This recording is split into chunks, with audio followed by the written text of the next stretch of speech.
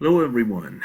I just wanted to inform you that I want to add more ChatGPT videos as this is really a powerful tool and there is no way to ignore this tool as it's basically the new calculator but way more powerful. So on my channel, I have made a playlist called ChatGPT, as you can see, and right now I have my 4 or 5 previous videos. But as I promised you, I'm gonna add more and show you how to create basically nice things using more advanced prompts. The one that I want to show you today is this. I want to create a CAD file, not CAD, STL file really, something that you can print. And here, let's say I do not have a CAD software and I do not know CAD. So can I create some basic object with ChatGPT and using Python code? The answer is yes. This is an interesting one. So here I ask it, hey, could you generate an STL file for me for a robot, basically a differential drive robot. The base of it is cylindrical with a diameter of 12 inches and height of 4 inches that has 2 wheels on the side, each with a diameter of 5 inches and a thickness of 1 inches. And it says, sure, I can do it in Python using this library called numpy-stl. So this is an interesting library under NumPy called numpy.stl that you give it commands and it can generate the STL for you. Do you need CAD? Of course not. So you can import, you have to first install it, and you can do it with the pip install in the command window. You can just search it, how do I install numpy STL, so it gives you a pip command and you install it, and once you install it, then you can import numpy as np, and then from STL import mesh, and then it gives you commands for basically the resolution, the radius, the height of the base, similar things for the wheels and so on. And the interesting part was when I ran this code, it gave me an error. Okay, so here, look, I said, hey, the code you gave me had an error. It says, what was the error? And I said, index 30 is out of bounds with x is 0, so it gave me some error. And then it tried to fix it, which didn't, and then I came back to it and said, hey, it gave me the error again, and then I gave it the error, all of it, just like you pasted in Google, this time with the line number and everything, and said, oh, I see, probably I need to use another library. So this time, instead of the NumPy STL, it used this other library called TryMesh.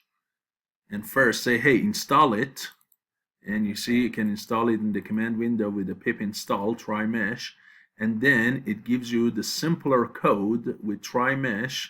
It's very basic and very easily understandable. So you define the radius and the height of the base, and then you can use this command TryMesh creation cylinder and give it the radius and the height. It creates it. Do a similar thing for the wheels, and then you need to position the wheels. Okay, so it tries to position the wheels, and it did, and then it puts the wheel and the base together using this concatenation command under utilities, where basically put them together, and then it export it using what robot underscore mesh dot export and save it to this file robot.stl. Now when I did that, it gave me this file. Let me show you. It gave me this.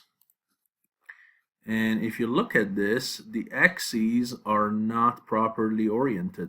It has to rotate the axis of these wheels so they are perpendicular to the axis of the cylinder. That's where I came back to it and say, hey, you need to rotate them, you see? They must be perpendicular to it. And immediately it changed the code. And when I did that, it was good.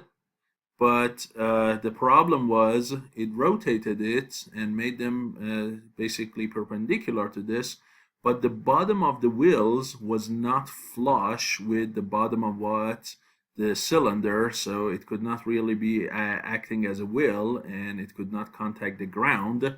So then I had to come back to it a few other times and make sure that it says what? Make sure that the bottom of the wheels are flush with the bottom of the base. And finally, after a few tries, it had some problems, and finally we got to have this guy. And I also changed the diameter and the thickness of the wheels as well. And look now, here we go. Here is a simple differential drive robot. I also asked it to change the resolution of the STL and bump it up a little bit. So you see now, you have the tires. The tires are a little bit built into the body, and that's a simple what? A simple differential drive robot.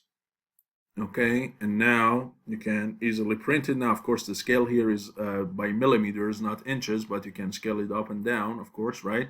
So you can go by like 1000, right? Although you really, if you want to go from mils to inches, you have to scale it by 25.4 times 100, so it should go to 2540, which is out of the print size for Repursa, but you can clearly see that this is a scaled down version of what the robot that you have. So you see, I could easily make a simple differential drive robot without what? Without any knowledge of CAD software or even having a CAD software. Now, I need to mention that when I tried it on a little bit more sophisticated things, like even a simple hex bolt or screwdriver or something like that, the code that it generated so many times gave me error back to back, and you have to be really patient, and you might not really get a very sophisticated CAD file out of this. But if you want basic things, actually this tool can be quite useful to you for generating what you want. Okay, so the still useful, but do not keep your hopes extremely high that it can easily replace a advanced skilled like SolidWorks designer or CAD designer for you in a short time. But clearly it's a useful tool. So hopefully it was useful to you. I'll see you in the next video.